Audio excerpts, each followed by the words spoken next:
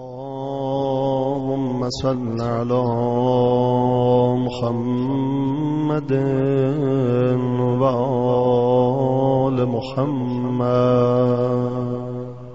وعجل فرجه. اعوذ باللہ من الشیطان الرجیم. بسم اللہ الرحمن الرحیم.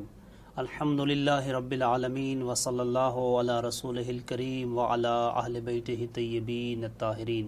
تمام حمد و ستائش پروردگار عالم کی حضور جو اپنی عظمت کے ساتھ دلوں پر روشن و منور اور اپنی عزت کے ساتھ آنکھوں سے نہاں ہیں.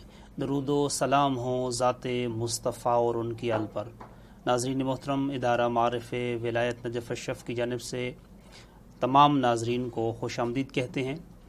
ناظرین محترم، پروردگار عالم نے انسان کو خلق فرمایا اور اپنی نعمات انسان کے لیے خاص کر دی. ہم جن ایام کو گزار رہے ہیں، ایام ماہ مبارک رمضان ہیں. 13 سے 14 گھنٹے کا روزہ گرمی کے دنوں میں رکھنا، بھوک پیاس کو برداشت کرنا یقیناً ایک بہت مشکل کام ہے. لیکن جب ہم عشق الہی میں اس کی اطاعت اور اس کی بندگی میں کوئی مشکل برداشت کرتے ہیں، کوئی تکلیف اٹھاتے ہیں، کوئی زحمت برداشت کرتے ہیں، تو اتنا کریم ہے کہ اتنا اجر و ثواب عطا کر دیتا ہے کہ انسان کی دنیا اور آخرت دونوں سنور جاتی ہیں. گرمی کے روزوں کے بارے میں جب حضرت امام صادق علیہ السلام سے پوچھا گیا تو امام نے فرمایا: من صام للہ عز وجل یومن فی شدت الحر فاصابہ ظمأ وکل اللہ بہ الف ملک یمسحون وجہہ ویبشرونہ حتی اذا افطر قال اللہ تعالی ما اطیب ریحک وروحک وقال ملائکتی اشہدوا انی قد غفرت لہ. ناظرین محترم، امام صادق علیہ السلام نے اس حدیث میں بیان فرمایا کہ اگر کوئی انسان عشق الہی میں، اللہ کی اطاعت میں ماہ مبارک رمضان کا جب روزہ رکھتا ہے اور گرمی کی شدت کی وجہ سے پیاس اس کو جب تھکا دیتی ہے، تو اس وقت اللہ سبحانہ و تعالیٰ 1000 فرشتے کی ذمہ داری لگاتا ہے جو اس کے چہرے کو مس کرتے رہتے ہیں اور اس کو بشارت دیتے رہتے ہیں یہاں تک کہ جب وہ افطار کر لیتا ہے تو اس وقت پروردگار عالم اس روزہ دار سے، اس عبد مومن سے خطاب کرتا ہے کہ تیری سانسوں کی مہک کتنی پاکیزہ ہے. اور پھر فرماتا ہے: میرے ملائکہ تم گواہ رہنا، یہ وہ شخص ہے جس نے میری محبت میں اس شدید گرمی میں بھوک اور پیاس کو برداشت کیا. تم گواہ رہنا کہ میں نے اس کے سارے گناہوں کو معاف کر دیا ہے.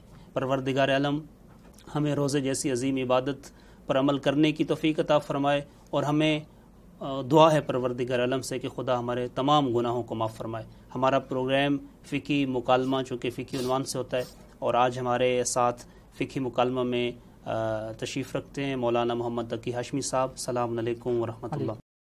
مزاج اچھے ہیں، خیریت سے؟ ہماری گفتگو چل رہی تھی روزوں کے حوالے سے، اور حرام روزوں پہ ایک طویل ہماری گفتگو ہوئی، اور الحمدللہ وہ ہم اپنے اختتام کو پہنچے. آج سے میرا جو سوال پہلا ہے، اس سے پہلے تھوڑی سی تمہید میں گزارش کروں گا. چونکہ عید کے دن قریب ہیں اور بہت سارے لوگ فطرہ کے حوالے سے گفتگو کر رہے ہیں، پوچھ رہے ہیں، سوشل میڈیا پہ بھی اس پہ بات ہو رہی ہے. تو میں چاہوں گا کہ ہمارے ناظرین کو آپ بتائیں کہ اسلام میں زکوٰۃ فطرہ کی اہمیت کیا ہے، اس کی فضیلت کیا ہے، اور اس کو زکوٰۃ فطرہ کیوں کہا جاتا ہے؟ جی بالکل، بہت شکریہ جی. اعوذ باللہ من الشیطان الرجیم. بسم اللہ الرحمن الرحیم. الحمد للہ رب العالمین والصلاة والسلام علی محمد وعلی اجمعین واللعنۃ الدائمۃ علی اعداء محمد وعلی محمد. اما بعد، وفقنا اللہ وإیاکم بالعلم والعمل الصالحین انشاء اللہ تعالی. زکوٰۃ الفطرہ، زکوٰۃ کا لفظ ہمارے نزدیک سب جانتے ہیں، اور فطرہ کی زکوٰۃ ہمارے پاس دو طرح کی زکوٰۃ ہے. ایک ہے زکوٰۃ الاموال، اموال یعنی گندم ہو گئے، مویشی ہو گئے، جو ان کی ہم زکوٰۃ نکالتے ہیں. اور ایک زکوٰۃ کا فطرہ ہے کہ جو ماہ رمضان میں کیا ہے، روزے مکمل کرنے پہ ہم نکالتے ہیں. ٹھیک ہے. اور اس کو زکوٰۃ الفطرہ کیوں کہتے ہیں، اس کی بہت ساری وجوہات علماء نے لکھی ہیں، اور مختلف روایات بھی ہیں کہ جس سے اس کی وجہ تسمیہ ہمارے لیے واضح ہوتی ہے. جو لفظ فطرت ہے، قرآن مجید نے اس لفظ فطرت کو دین اسلام کے لیے بھی استعمال کیا ہے. جی. فطرت اللہ فطر الناس علیہ، فطرت اللہ ہے یعنی دین اور اسلام کو فطرت کہا جاتا ہے، جیسا کہ مشہور روایت میں بھی ہے کہ ہر انسان جب پیدا ہوتا ہے تو وہ فطرت سلام پہ پیدا ہوتا ہے۔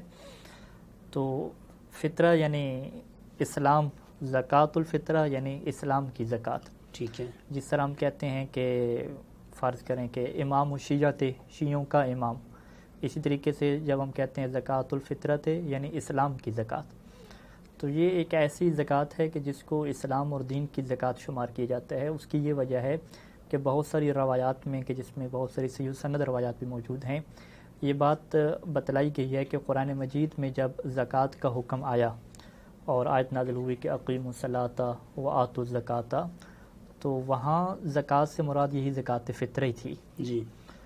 اور ہمارے سامنے اس وقت روایات ہیں وسائل الشیعہ سے، اصول کافی سے، کہ جس میں اسحاق بن عمار جو ہے وہ امام صادق علیہ السلام سے سوال کرتا ہے کہ یہ جو آیت ہے قرآن مجید کی اقیموا الصلاۃ وآتوا الزکاۃ، یہ کون سی زکوٰۃ کی بات ہو رہی ہے؟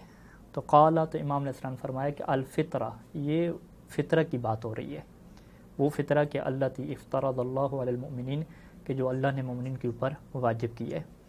اور حشام کی صحیح روایت ہے، الکافی میں موجود ہے کہ وقد نزلت الزکاۃ ولیس للناس اموال وانما کانت الفطرہ، کہ جب یہ زکوٰۃ کی آیت نازل ہوئی تو لوگوں کے پاس اموال نہیں تھے، تو یہ پھر کس زکوٰۃ کی بات ہو رہی تھی؟ زکوٰۃ فطرہ کی بات ہو رہی تھی۔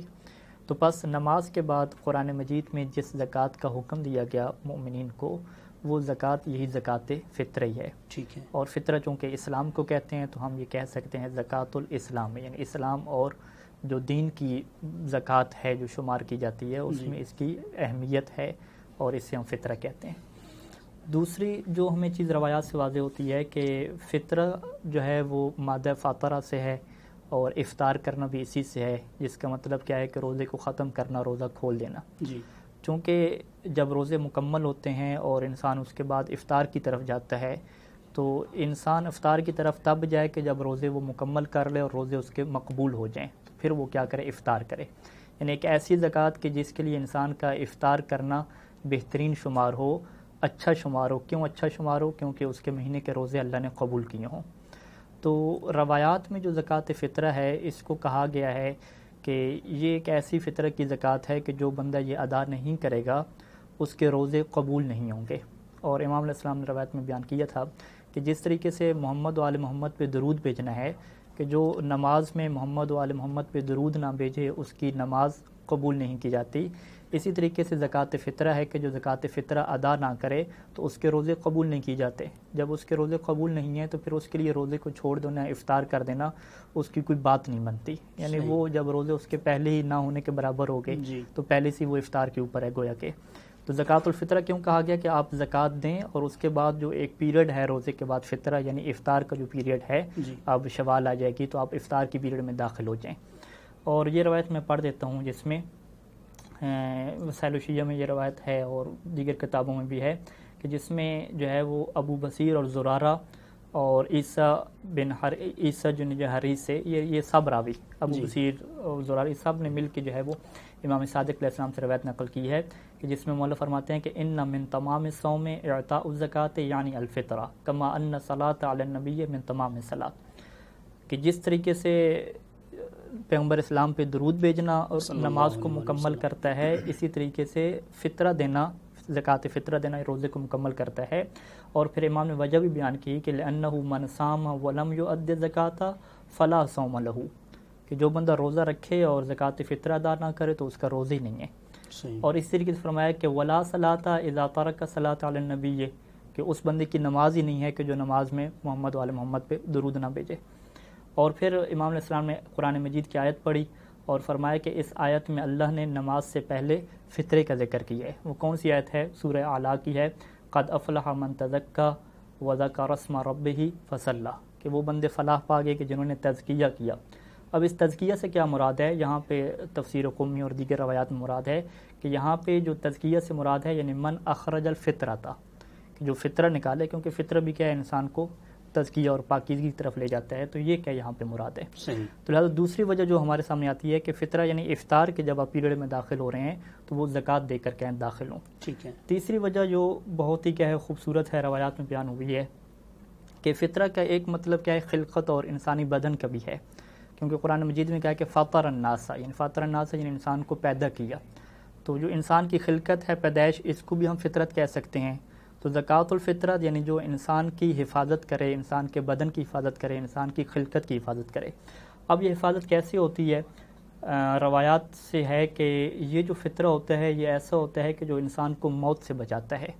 ٹھیک ہے. اور روایت میں ہے کہ امام صادق علیہ السلام حکم دیا کرتے تھے اپنے وکیل کو اور کہتے تھے کہ اذهب فاعط عن عیالنا الفطرہ، کہ تم جاؤ اور ہمارے جو اہل و عیال ہیں جن کی ہم پرورش کر رہے ہیں، کیونکہ امام علیہ السلام بہت سارے خاندانوں کی پرورش کر رہے ہوتے تھے، اس میں غلام بھی موجود تھے. ٹھیک ہے. اور امام فرماتے تھے کہ وعات عن الرقیق وجمعہم، کہ تم جو غلام ہیں جن کو ہم پال رہے ہیں تمام کے تمام سے کیا ہے فطرت نکالو تم، ولا تدع منہم احدا، کسی ایک کو بھی نہ چھوڑو، سب کے بدلے میں کیا فطرت نکالو. کیوں؟ وجہ کیا ہے؟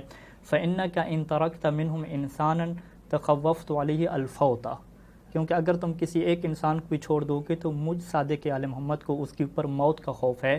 اور فوت کی تعبیر کیا فرمائی؟ قال الموت، یعنی مجھے ڈر ہے کہ وہ بندہ کیا ہے مر جائے گا. تو یہ فطرہ کیا مطلب ہے؟ انسان کی خلقت، انسان کی خلقت کی حفاظت کی خاطر جو زکوٰۃ نکالی جاتی ہے اسے کیا کہتے ہیں؟ زکوٰۃ الفطرہ کہتے ہیں. یعنی ہم اگر اس کا خلاصہ کریں روایات کے پیش نظر کہ الفطرہ کا مطلب اگر اسلام لیا جائے تو یہ زکوٰۃ الاسلام یعنی اسلام کی زکوٰۃ ہے، کیونکہ قرآن مجید میں جب نماز کے حکم کے بعد زکوٰۃ کا حکم دیا گیا تو وہ یہی مراد ہے. اور فطرہ کا مطلب آپ ابھی جو بیان کیا خلقت لیں، انسانی بدن لیں، تو یہ چونکہ انسان کو موت سے بچاتا ہے اس وجہ سے زکوٰۃ فطرہ کہتے ہیں. اور جو دوسرا معنی ہم نے بیان کیا کہ فطرہ کا مطلب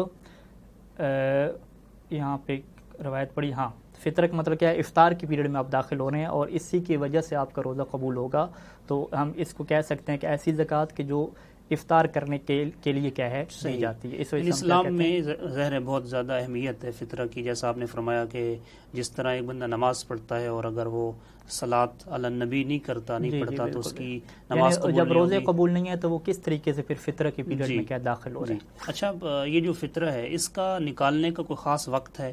کیا آپ یکم ماہ مبارک ہے رمضان میں بھی فطرہ نکال سکتے ہیں؟ جی بالکل، بہت اچھا سوال ہے. اس بارے میں فقہا کا اختلاف ہے اور ہمارے سامنے جو ہے وہ 3 قسم کے کیا ہے نظریات آتے ہیں.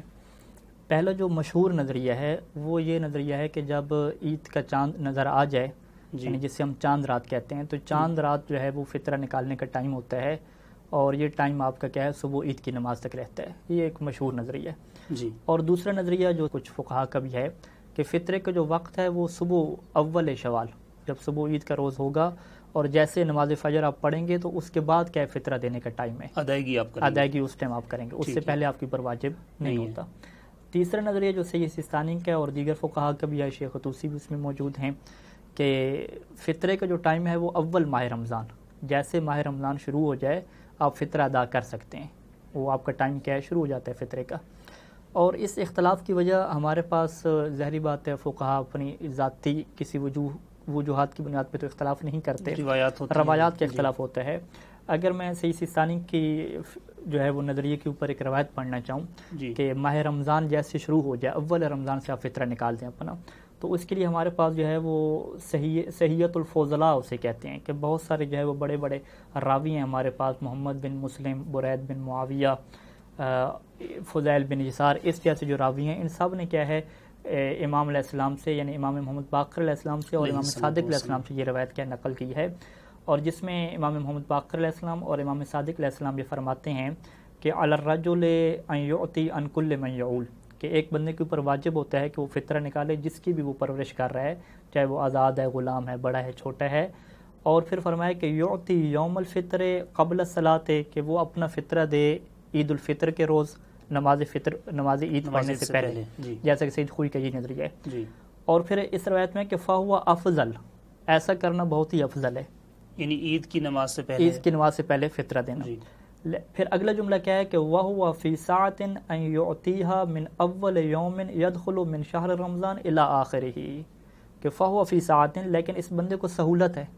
کیا سہولت ہے کہ ان یعطیہا، کہ یہ فطرہ ادا کرے. کب ادا کرے؟ من اول یوم یدخل من شہر رمضان، وہ پہلا دن ماہ رمضان کا جب ہوتا ہے، یکم ماہ رمضان سے اپنا روزہ اپنا فطرہ دے سکتا ہے الی آخری ماہ رمضان کے بالکل آخر تک. تو ہمارے سامنے یعنی کیا چیز صحیح ثانی کے نظریے سامنے آیا کہ اگر آپ فطرہ ابھی سے دینا چاہیں، ابھی ماہ رمضان چل رہا ہے، عید رات ابھی تک نہیں ہوئی، تو آپ پورے ماہ رمضان میں کبھی بھی اپنا فطرہ کیا ہے نکال سکتے ہیں. لیکن افضل کیا ہے جو روایت کے مطابق بھی، اور مستحب کیا ہے کہ آپ جو ہے وہ عید فطر سے پہلے نکالیں اگر آپ کیا ہے نماز پڑھنا چاہتے ہیں، یا مشہور کے نظریے کے مطابق چلے جائیں تو عید کی رات نکالیں.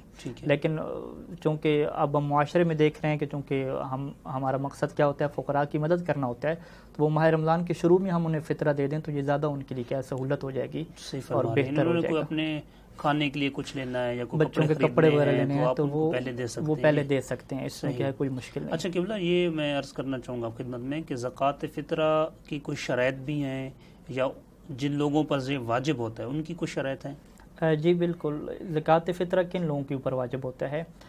زکوٰۃ فطرہ میں جو پہلی شرط تو جو ہے وہ یہی ہے کہ بالغ ہو، پھر عاقل ہو، یعنی جس سے ہم کیا کہتے ہیں عمومی شریعت کا جو حکم آتا ہے بالغ اور عاقل کے اوپر آتا ہے. جی. اور عدم الاغماء کہتے ہیں کہ وہ بے ہوشی کی حالت میں نہ ہو، ہوش میں ہو وہ بندہ.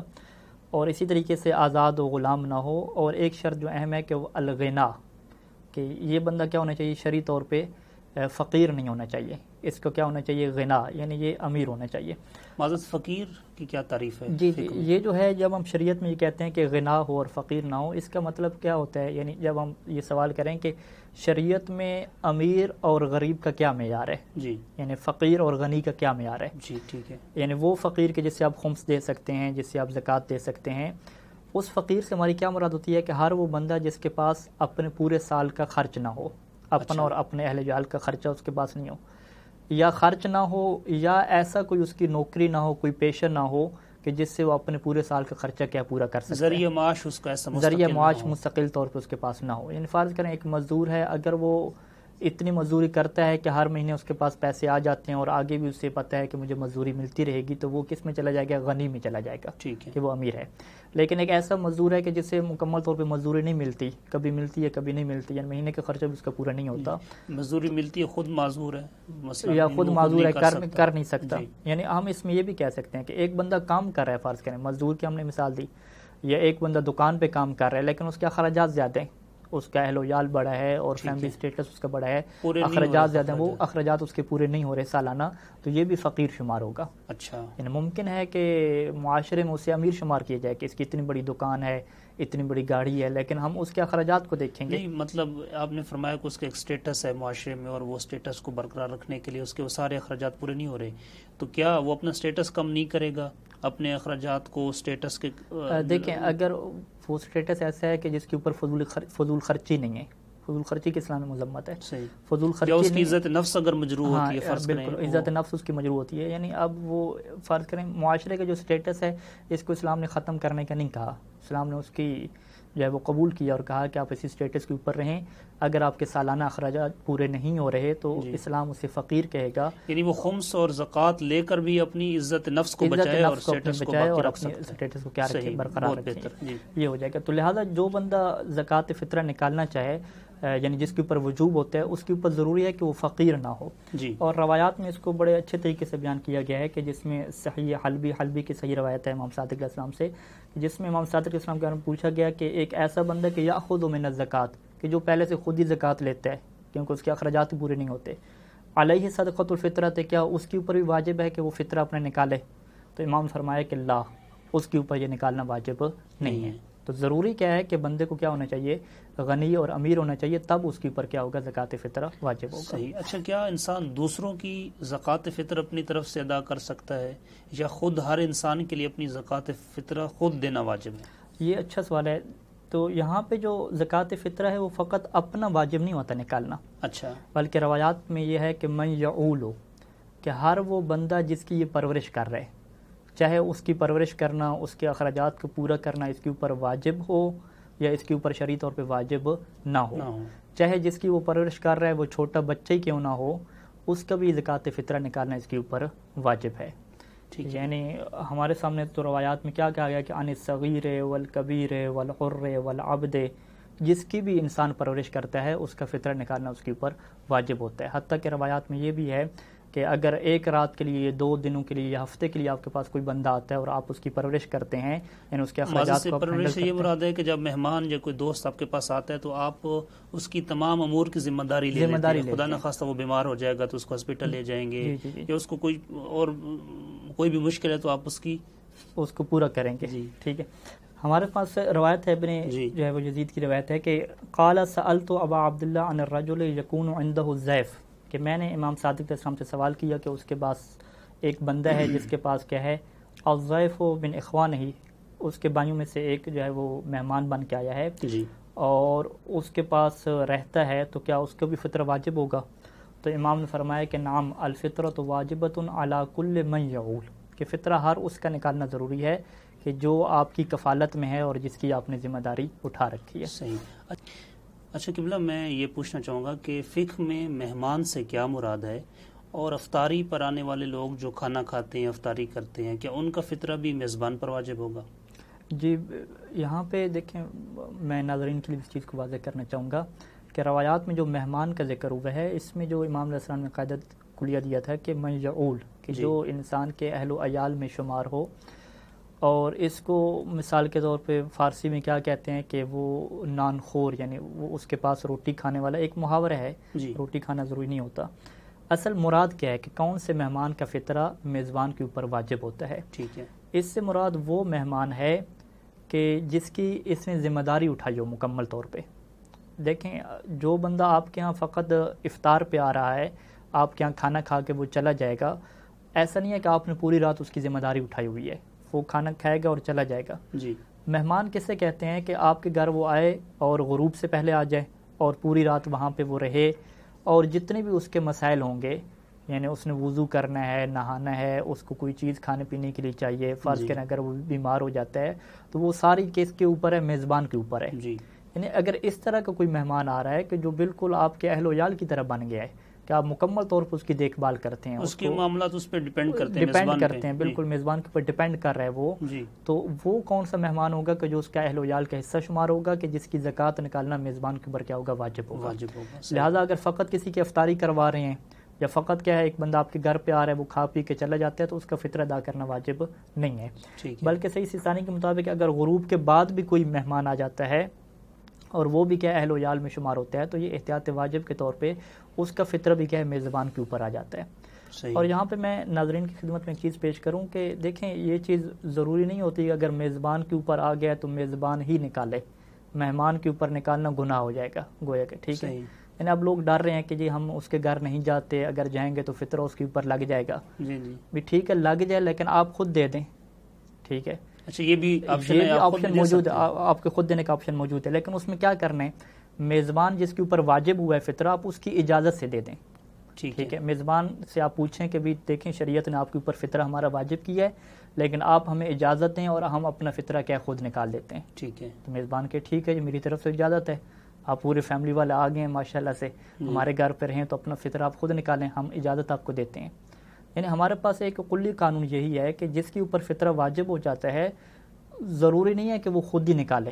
ٹھیک ہے. ایک آپشن یہ بھی موجود رہتا ہے کہ اگر کوئی اور بندہ کہے کہ ہم بھی آپ کا فطرہ نکالنا چاہتے ہیں یا ہمارا فطرہ آپ کے اوپر واجب ہے تو ہم اپنا فطرہ نکالنا چاہتے ہیں اور وہ اس کی اجازت سے ہو پرمیشن سے ہو وہ اگر نکال دیا جائے تو وہ بھی کیا ادا ہو جائے گا.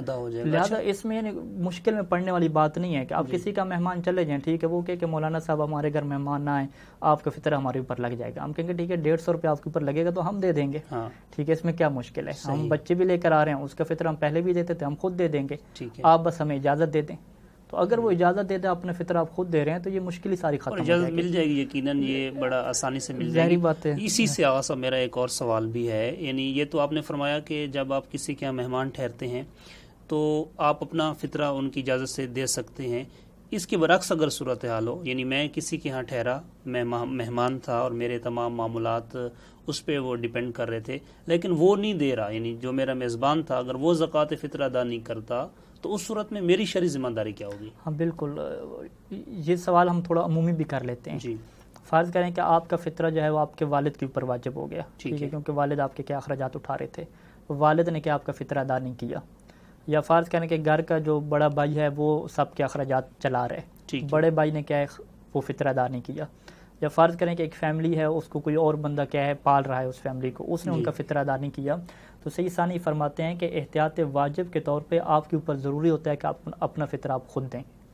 اگر آپ غنی ہیں، فقیر نہیں ہیں، تو اگر جس کے اوپر واجب تھا اس نے ادا نہیں کیا تو آپ کے اوپر واجب ہو جاتا ہے کہ آپ خود دیں۔ اور بلکہ انہوں نے یہ مسئلہ بھی منہاج میں لکھا کہ یہاں پہ میں آپ کی خدمت میں عرض کر دوں کہ منہاج کا مسئلہ نمبر 1176 ہے کہ جس کے اندر انہوں نے یہ آپشن بھی رکھا کہ اگر وہ جو پرورش کرنے والا ہے جو آپ کی ذمہ داری اٹھا رہا ہے، اگر وہ شرعی طور پہ فقیر ہے، یعنی خود اس کے اپنے سالانہ اخراجات پورے نہیں ہو رہے، شرعی طور پہ فقیر ہو گیا، تو جب شرعی طور پہ فقیر ہو گیا تو اس کے اوپر تو فطرہ واجب نہیں ہے، لیکن جو آپ ہیں آپ کے سالانہ اخراجات پورے ہو رہے ہیں، کیونکہ کچھ آپ اس سے لے رہے ہیں، کچھ کہیں اور سے لے رہے ہیں، تو آپ تو شرعی طور پہ شرائط پہ پورا اترتے ہیں، تو اب اس پہ جب واجب نہیں ہے تو اگر واجب نہ ہونے کے باوجود وہ آپ کا فطرہ نکال دیتا ہے تو یہ کافی نہیں ہوگا۔ یعنی آپ یہ نہیں کہہ سکتے کہ میری وہ پرورش کرنے والا تھا اس نے میرے فطرہ نکال دیا، ہم کہیں گے ٹھیک ہے وہ آپ کی پرورش کرنے والا تھا، آپ کا والد تھا، لیکن اس کے حالات دیکھیں، وہ تو فقیر ہے، شرعی طور پہ اس کے اخراجات پورے نہیں ہو رہے، وہ کہتے ہیں چلیں فقیر و نکال تو دیا نا میرا، ہم کہیں گے نہیں، اس کا نکالا وہ فطرہ آپ کے لیے کافی نہیں ہے، آپ کے اوپر واجب رہے گا، اب بھی کیا واجب رہے گا کہ آپ اپنا فطرہ نکالیں۔ لیکن اگر اس نے شروع میں آپ سے اجازت لے لی تھی اور آپ کی اجازت سے کہا، اس نے یہ کہا، والد نے یا بڑے بھائی نے کہا کہ دیکھیں آپ کا فطرہ میرے اوپر تو واجب نہیں ہے کیونکہ میں تو کیا ہے فقیر ہوں ہی نہیں، تو کیا آپ مجھے پرمیشن دیتے ہیں کہ میں آپ کا فطرہ نکال دوں جو آپ کے اوپر واجب ہوا ہے، کیونکہ آپ خود کہیں غنی ہیں اور فقیر نہیں ہیں تو احتیاط لازم کے طور پہ آپ کے اوپر خود واجب ہوگا، تو اگر وہ اجازت دے دے تو اجازت سے اگر کوئی اور دے رہا ہے تو یہ کیا ہے درست ہو جائے گا، لیکن اگر اجازت نہیں دی، خود ہی کیا ہے اجازت اس نے مانگی نہیں ہے یا اس نے دی نہیں ہے، خود ہی کیا اس کے والد نے یا بھائی نے نکال دیا اور والد اور بھائی چونکہ فقیر تھے ان کے اوپر واجب بھی نہیں تھا تو اس کا فطرہ اس کے ذمہ پہ باقی رہے گا۔ یعنی احتیاط واجب کے طور پہ، احتیاط لازم کے طور پہ سید ثانی نے یہ لکھا کہ اس کا فطرہ ادا نہیں ہوگا، ساقط نہیں ہوگا، بلکہ اس کی ذمہ داری رہے گی کہ یہ اپنا فطرہ کیا ہے ادا کرے، یعنی اس کی ذمہ داری ہوگی کہ یہ فطرہ دے۔ اسی طرح اگر ایک کوئی شخص اپنے دوست یا رشتہ دار کا فطرہ دینا چاہے تو اس صورت میں بھی پھر یہ حکم ہوگا؟ بالکل، یہ جو اجازت والا ہم قانون بتا رہے ہیں آپ کو، تو یہ ہر جگہ پہ کیا چلے گا، ٹھیک ہے۔ فرض کریں کہ آپ جو ہے وہ میرا فطرہ ادا کرنا چاہیں، ٹھیک ہے، کیونکہ اب میرے بچوں کا فطرہ میرے اوپر واجب ہے، اپنا فطرہ بھی میرے اوپر واجب ہے، تو اگر آپ مجھے کہتے ہیں کہ بھی میں آپ کا فطرہ دینا چاہتا ہوں اور میں آپ کو کہہ دوں کہ ٹھیک ہے جی آپ میرا فطرہ ادا کریں، آپ کو میں نے اجازت دی تھی تو آپ میرا فطرہ ادا کریں گے تو میرا ادا ہو جائے گا۔ یعنی کسی کے اوپر فطرہ جب واجب ہوتا ہے تو دوسرا بندہ اس کی اجازت کے ساتھ اس کے کہنے پر اس کا فطرہ نکال دے تو اس کا بھی ادا ہو جاتا ہے، اس میں کوئی ٹینشن کی یا کوئی مشکل کی کیا بات، یعنی جب اجازت مل جائے گی تو اس صورت میں آپ زکوٰۃ فطرہ یعنی گویا وکیل بن جائیں گے، گویا کا وکیل بن اور آپ دے سکتے ہیں۔ اور یہیں پہ جو مسئلہ آتا ہے کہ فرض کریں کہ کوئی آپ کے گھر مہمان آیا اور فیملی کوئی آ گئی، آپ کو پتہ نہیں چل رہا کہ آیا ہم ان کی پرورش کرنے والے ہیں، یہ ہماری ذمہ داری پہ ہیں، یہ ذمہ داری پہ نہیں ہے، صورتحال مشکوک سے ہو گئی، یا وہ مغرب کے بعد آیا جس میں احتیاط لازم لگی ہوئی ہے، تو اب یہاں پہ احتیاط کا تقاضا کیا ہے؟